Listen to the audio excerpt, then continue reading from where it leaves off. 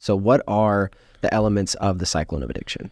So, the anatomy of a cyclone, I think part of what's cool about us switching to the cyclone idea is that cyclones are called different things all over the world. Depends on what hemisphere you're in, depends on whether you're in the tropics or not.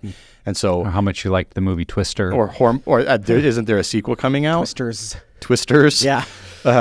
Twister. One letter, big difference. Yeah. And so like in one part of the world, it's a hurricane. In another part of the world, it's a tropical storm or a typhoon or a tornado, right? These are all different types of cyclones. I think one of the things I love about this analogy then is that it doesn't matter where you're at in the world. You might call it something different. Like you might call it like cultural expectation, right? Or you might call it like religious expectation or family of origin, or because different cultures have different things that feed into their experience. Yeah.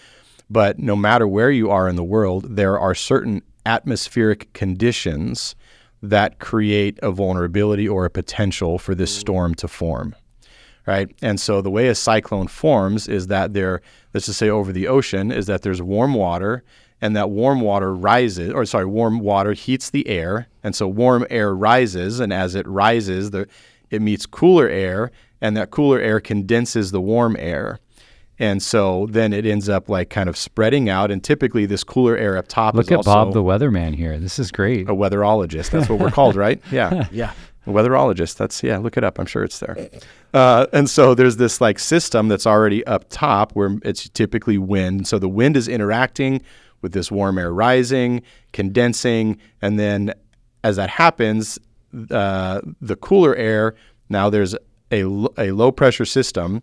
So the cooler air is dropping back down, but as that low pressure system is happening, it's sucking in more of the warm air, right? So it is creating the system where as the warm air rises, meets with cooler air up higher, condenses, falls down, more warm air gets sucked in.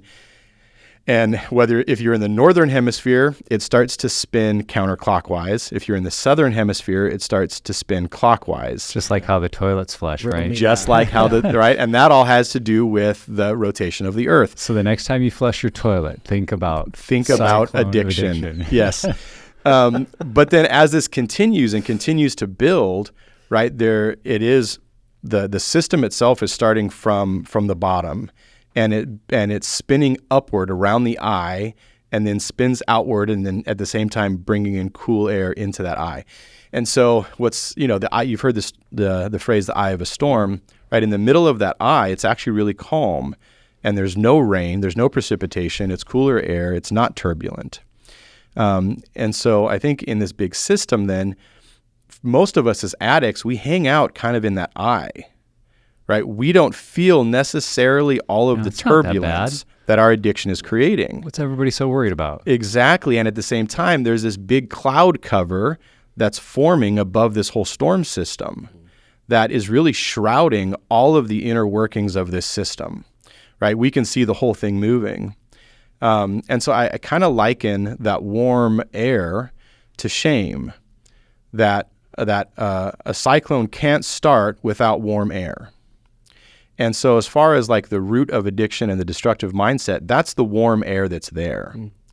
And as soon as it starts to interact with this other external turbulence, you could say, this atmospheric condition, this external turbulence, then it creates this whole system, right? And so let's just say like shame is there, but a lot of times with addicts, we hear them say like, well, I acted out because work was super stressful.